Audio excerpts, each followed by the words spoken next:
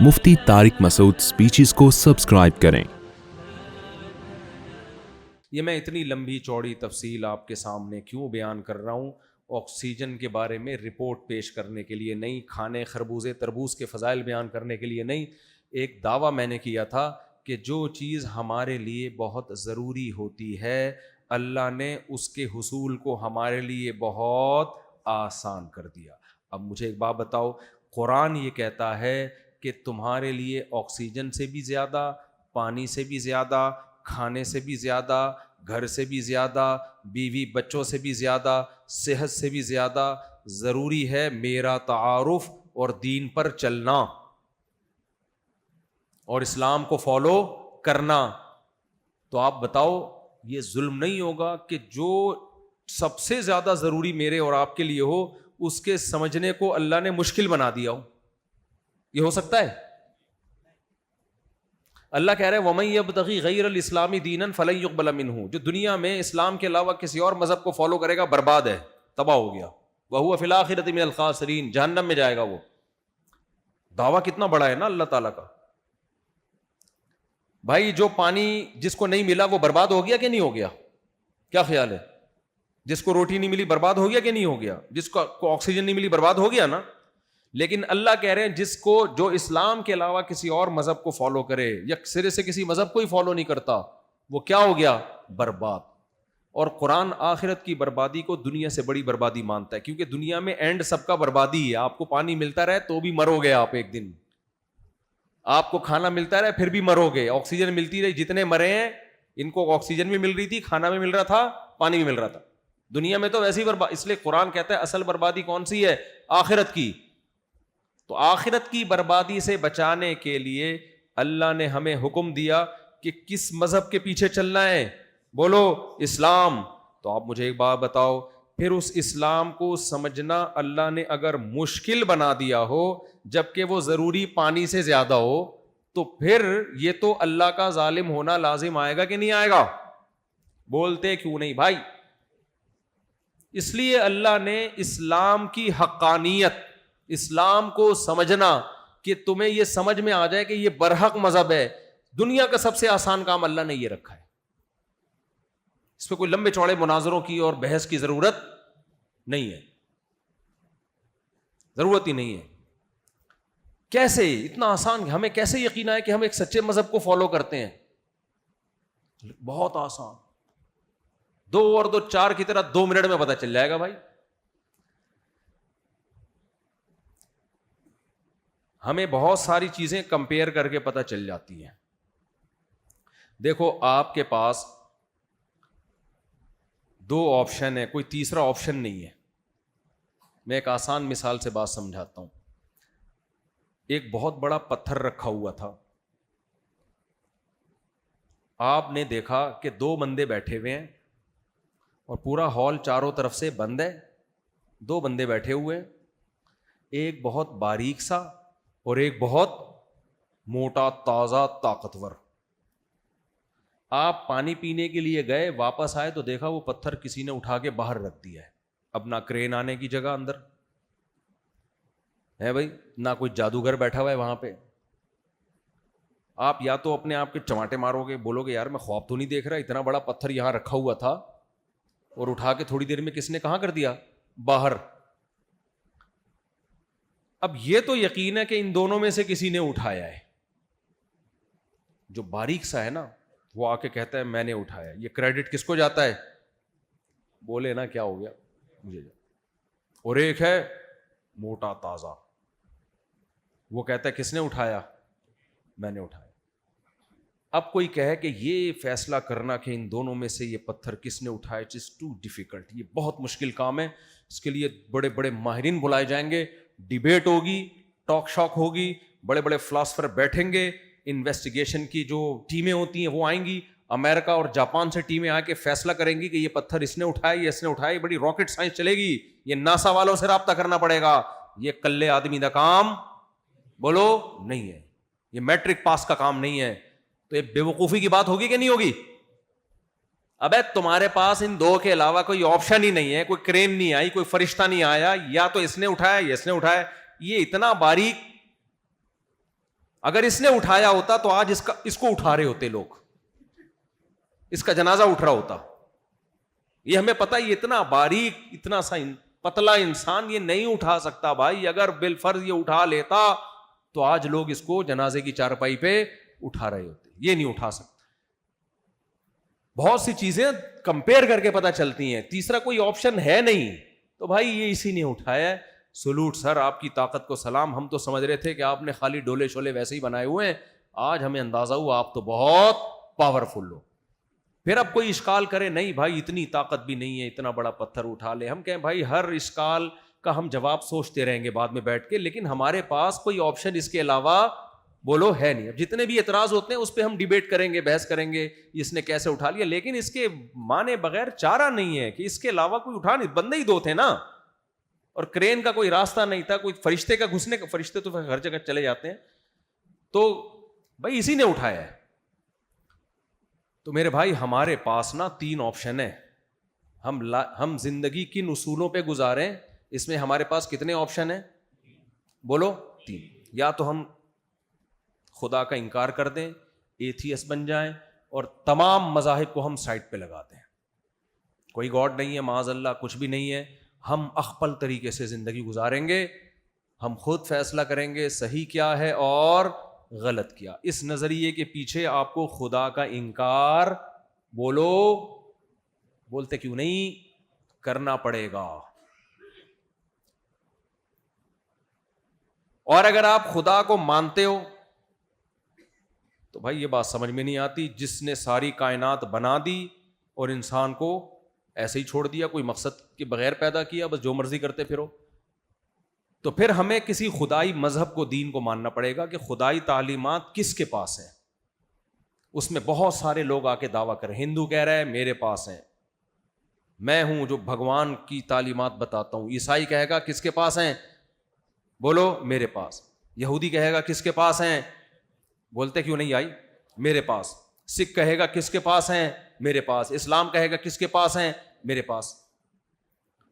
تو پہلا جو کہتا ہے کسی کے پاس بھی نہیں ہے, اللہ ہے ہی نہیں, خدا ہے ہی نہیں, اتنا آسان ہے, اتنی آسان بات ہے بھائی, یہ تو عقل میں آتی نہیں ہے بات. اس کائنات میں چینجر کے بغیر چینجنگ ممکن نہیں ہے. کریٹر کے بغیر کریشن کا عمل کیسے ہو گیا؟ یہ ملحد لوگ عجیب بات کرتے ہیں, کہتے ہیں جب تک کسی چیز کا کوئی سبب نہ ہو وہ ہوتی نہیں ہے.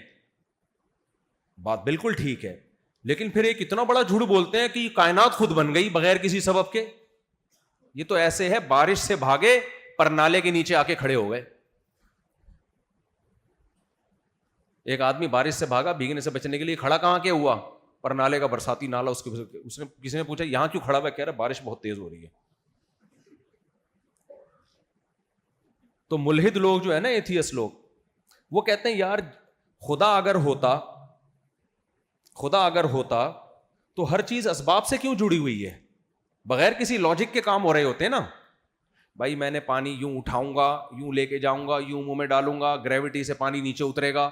خدا کو تو ہم جب مانیں گے گلاس خود ہی اڑے, ڈھین جائے اور سب کچھ ہو جائے, تو ہم کہیں کوئی طاقت ہے جو کچھ کرنے میں کچھ کسی سبب کی محتاج نہیں ہے. ہم تو یہاں دیکھتے ہیں گاڑی کے ایکسیلریٹر پہ پاؤں رکھو تو گاڑی چلتی ہے, بریک پہ پاؤں لگاؤ تو گاڑی رکتی ہے. ہم خدا کو جب مانیں گے جب ایکسیلریٹر پہ پاؤں رکھو تو رکے, بریک پہ پاؤں لگاؤ تو چلے. پھر ہم مانیں گے کوئی خدا ہے جو اسباب کو فیل کر رہا ہے. اب اس نظریے کی بیس پہ انہوں نے کیا کیا, انہوں نے کہا اس کا سے پتہ چلتا ہے کوئی خدا نہیں ہے. واڑے واہ, آپ نے بولا کہ گاڑی میں چینجر کے بغیر چینجنگ نہیں ہو سکتی, یقیناً نہیں ہو سکتی, لیکن اس سے بڑا جھوٹ آپ نے بول دیا کہ کریٹر کے بغیر کریشن کے عمل سے گاڑی خود گزر سکتی ہے. گزر سکتی ہے, اس گاڑی کو بھی تو کسی نے بنایا ہے, پھر اس بنانے والے کو بھی تو کسی نے بنایا ہے. ایک اینڈ تو آئے گی نا, کوئی ایسی ذات آئے گی جو پہلی دفعہ کچھ کرنے میں کسی سبب کی محتاج نہیں ہے.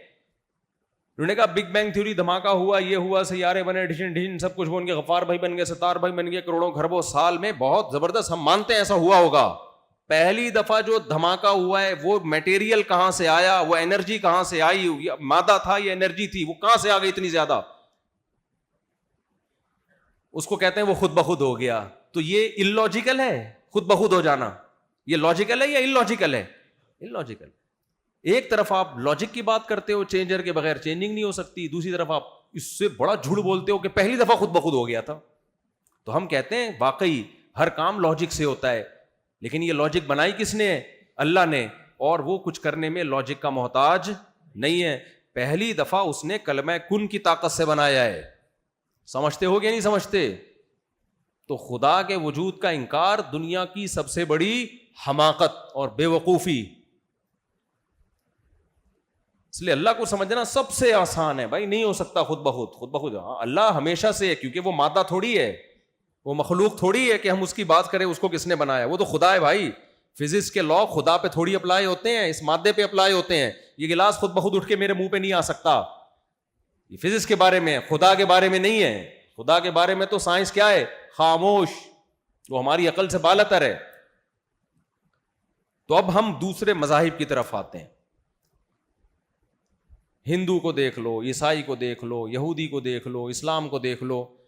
کسی کے پاس تعلیمات ہی نہیں ہے اسلام کے سوا میرے بھائی. تعلیمات مارکیٹ سے کیا ہیں؟ عبادات. دیکھو ہمیں رہنمائی جو چاہیے نا زندگی گزارنے کے لیے، انسان کو گائیڈنس چاہیے کہ زندگی کن اصولوں پہ گزارنی ہے. تو زندگی میں مختلف شعبے ہیں جن میں ہمیں گائیڈنس بولو چاہیے. ان شعبوں کو میں 2 حصوں میں ڈیوائڈ کرتا ہوں. خالق سے ہمارا ریلیشن کیسے ہوگا، خدا کے کیا حقوق ہیں جس سے ہمارا اس سے ریلیشن مضبوط، مخلوق کے کیا حقوق ہیں. پھر مخلوق کے حقوق میں بہت سارے معاملات ہیں، خرید و فروخت کے معاملات، نکاح طلاق کے معاملات، وراثت کے معاملات اور اخلاق کے معاملات، محرم نامحرم کے 20 قسم کے قوانین ہیں.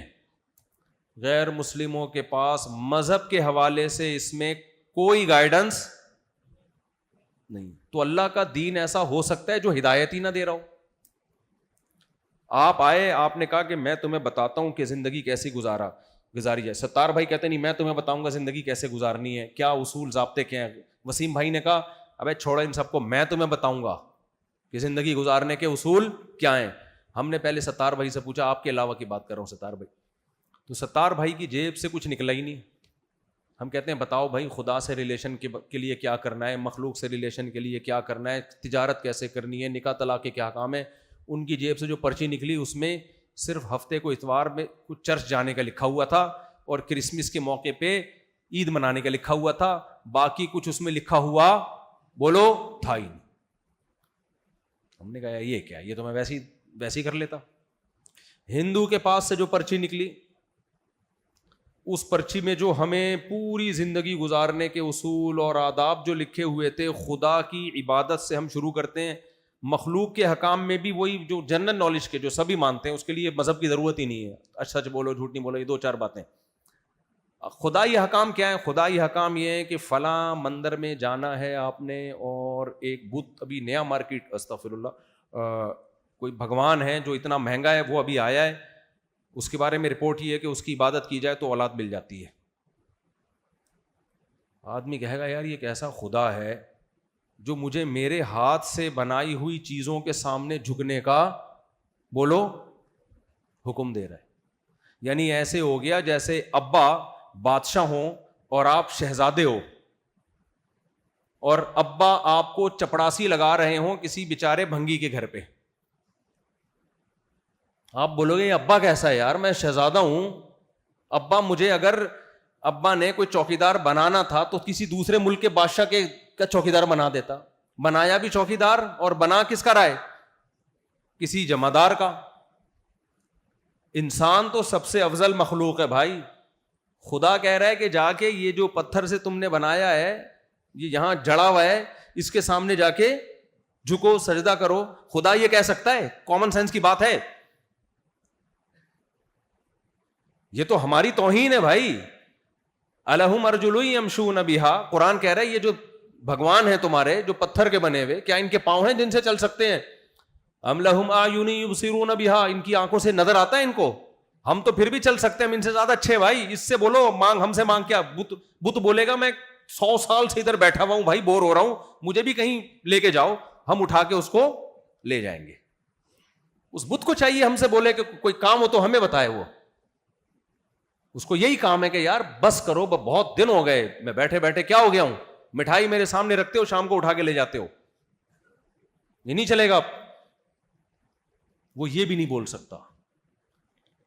وَإِن يَسْلُبْهُمُ الذُّبَابُ الشَّيْءَ لَا يَسْتَنقِذُوهُ مِنْهُ. قرآن کہتا ہے تم اس کے سامنے سے مٹھائی اٹھا لو تو دور کی بات مکھی مٹھائی اٹھا کے لے جائے، یہ مکھی کے پیچھے نہیں بھاگ سکتے. تو ہندو کے پاس سے جو خدا کا سے ریلیشن بنانے کا پرچہ نکلا، اس میں خدا کے علاوہ سے ریلیشن بن رہے ہیں، خدا سے نہیں بن رہا. اور جن علاوہ سے بن رہے ہیں وہ ہم سے بھی زیادہ بدتر. نہ ان کی آنکھیں جن سے وہ دیکھ سکتے ہیں، نہ ان کے پاؤں جن سے وہ چل سکتے ہیں، نہ ان کے ہاتھ جن سے وہ پکڑ سکتے ہیں. قُلِ ادْعُوا شُرَكَاءَكُمْ ثُمَّ كِيدُونِي فَلَا تُنظِرُونِ. یہ آیت پڑھنے میں مجھے بہت مزہ آتا ہے. کیوں آتا ہے وہ ابھی میں آپ بھی بتا رہا ہوں آپ کو. اللہ کہتے ہیں ان بتوں سے بولو کہ تم سب مل کے میرے خلاف تدبیریں کرو اور مجھے ذرا بھی مہلت مت دو. جو تمہیں اولادیں دے سکتے ہیں، جو بارشیں برسا سکتے ہیں، جو تمہاری بگڑی بنا سکتے ہیں، تو اگر ان میں کچھ کرنے کی طاقت ہے تو ہمارے نبی کو حکم دیا جا رہا ہے، اے محمد صلی اللہ علیہ وسلم آپ ان سے بولو یہ 360 بت جو اتنی مقدس جگہ پہ رکھے ہوئے بیت اللہ میں، ان سے بولو یہ سب میرے خلاف مل کے تدبیریں کریں. مہلت نہیں چاہیے، فوراً کچھ کر دیں. کیا کچھ انہوں نے؟ بولو نا.